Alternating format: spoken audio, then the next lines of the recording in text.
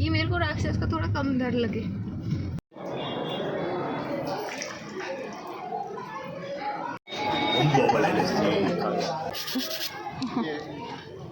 ये गणेश जी का होता है। Hello everyone, welcome back to the Mahi और व्लॉग।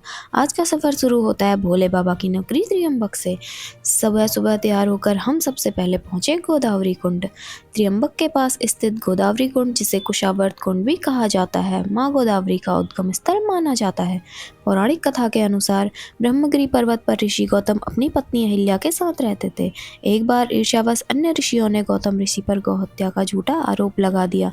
ऋषि गौतम की तपस्या से प्रसन्न होकर भगवान शिव ने गंगा को गोदावरी के रूप में यहाँ प्रकट किया। बाद में ऋषि गौतम ने उन्हें कूस घास के घेरे में बांधा, जिससे इस स्थान का नाम कुशावर्त पड़ा।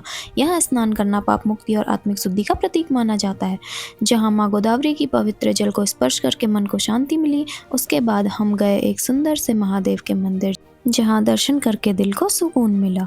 वहाँ से लौटते हुए हमने ली त्र्यंबकेश्वर गेट के पास एक खूबसूरत सी झलक, जहाँ भक्ति और भावों का मिलन होता है। फिर थोड़ा सा रुककर हमने लिए ताज़े फल, बेर और स्ट्रॉबेरी, काफ़ी टेस्टी थे। उसके बाद गाइस भूख लग गई थी, तो पेट पूजा के लिए खाना खाया और लस्सी पी।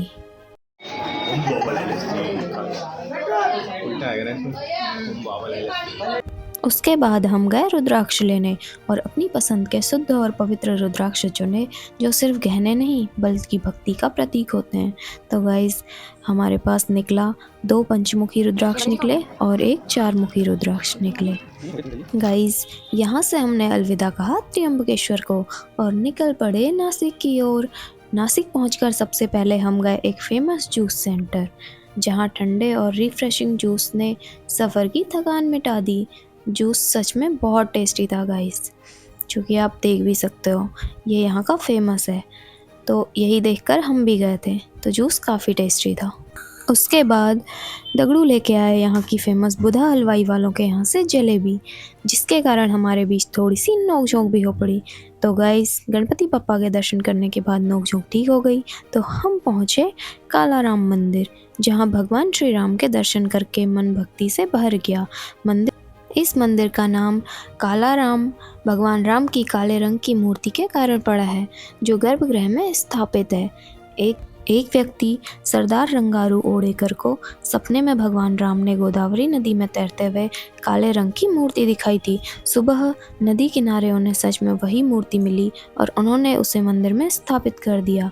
मुख्य मंदिर तक पहुंचने के लिए 14 सीढ़ियां हैं, जो भगवान राम के 14 साल के वनवास का प्रतीक हैं।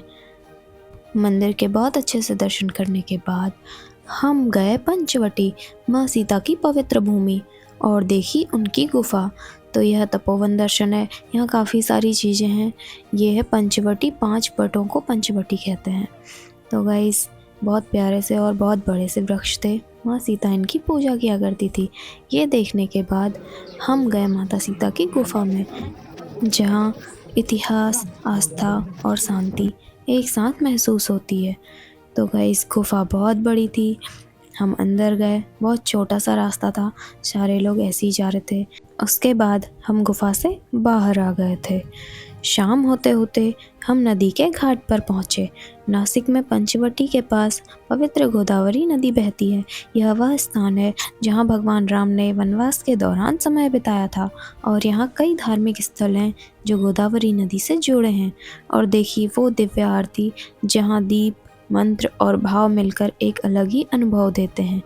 इस पवित्र और सुकून भरे सफ़र के बाद हम निकल पड़े पुणे की ओर, दिल में भक्ति, मन में शांति और यादों में अनमोल पल लेकर।